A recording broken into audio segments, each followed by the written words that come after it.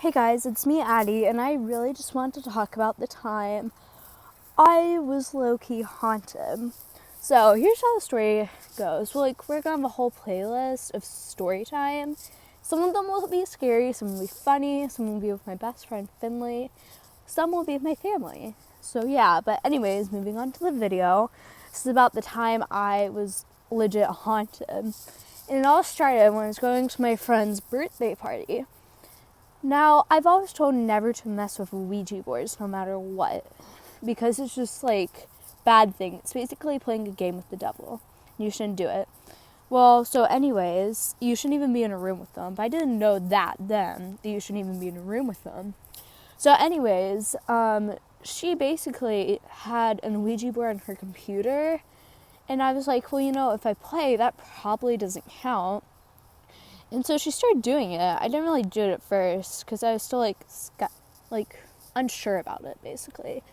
And then she started talking to the ghost. I think its name was Lydia or something. But then things started kind of going wrong because I tried saying a few words to it, but it legit told us to run. So I was like, let's just go walk outside. So we turned it off, okay? And we walked outside, and later that night, probably around 7, we saw this guy. He was just in all black. He was talking to himself, in full conversation on the phone or anything. And it was 7 o'clock at night. It was pitch dark. And I waved to him. He said, hey, looked straight at us and kept on talking to himself. It was so creepy. So anyways, around 9, my stepdad came to pick me up from the party. And when we got home, my mom had just been at the grocery store when we came home, so my parents went outside to go load the groceries. So I was home. I was the only person in the house at that time. So when I walked upstairs, I heard running really loud, and then someone screamed my name. So I thought it was my mom. So I opened my door and I was like, Mom, are you okay? I didn't hear a response. And so that was kind of the first red flag to me. But anyways, what happened next was I would hear randomly bumps and bangs just like that, and knocks out of the blue. So that kept on getting worse.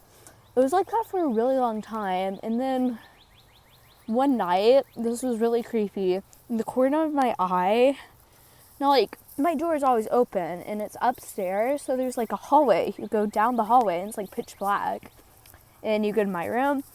But so basically, at night, I'll just sometimes stare at it. One time I woke up probably around, I'm guessing 2 a.m. or something, around 2 or 3 a.m., and I looked, into the hallway because I sleep this way, and my door is, the same way as I sleep. So that's the first thing I see, and out of the corner of my eye, I see some girl in a white dress and, had black hair, and she was just standing there. So then I looked away and looked back, and, there's no one there. So that was really creepy. Now, I'd heard, basically priests talking about things like that, hauntings basically. And he said, now I would watch BuzzFeed Unsolved every single day, and it's a horror channel about horror stories that have actually happened. And the priest said, even let's say you watch scary things every day, you're most likely to be haunted by a demon or something. And I'd wake up with scratch marks on my stomach right here. I still have some marks. So yeah, it was just a really bad time. And I mean, it kept on going for a long time. And so one day I had this lava lamp. Now it would flicker on and off randomly. At first, it kind of scared me because I was terrified of the dark. So it would just randomly shut off and shut on by itself. Now, it's hard to shut it back on because it's this really weird switch. So you have to turn until it turns on. So that's definitely not good. So I'm just looking up for my friend. So that would always happen. And that really scared me. And whenever I told my mom that something was wrong, she wouldn't believe me. She'd just be like, it's fine, go back to bed. So one night, it was flickering again. I decided to touch it. Turned bright, like really bright. And so I was like, well, maybe I can... There's bugs around me. They're trying to eat me alive. So maybe I could communicate through this. So maybe like ghosts or something. I tried it, and it would like, if I said yes, like, yes, go off, no, go on.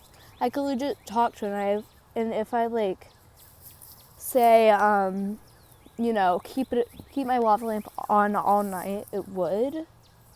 So that was really weird. But guys, I have to go, but I'm gonna talk about the story about how I kind of overcame that in a little bit. So bye guys. Mwah. Peace out.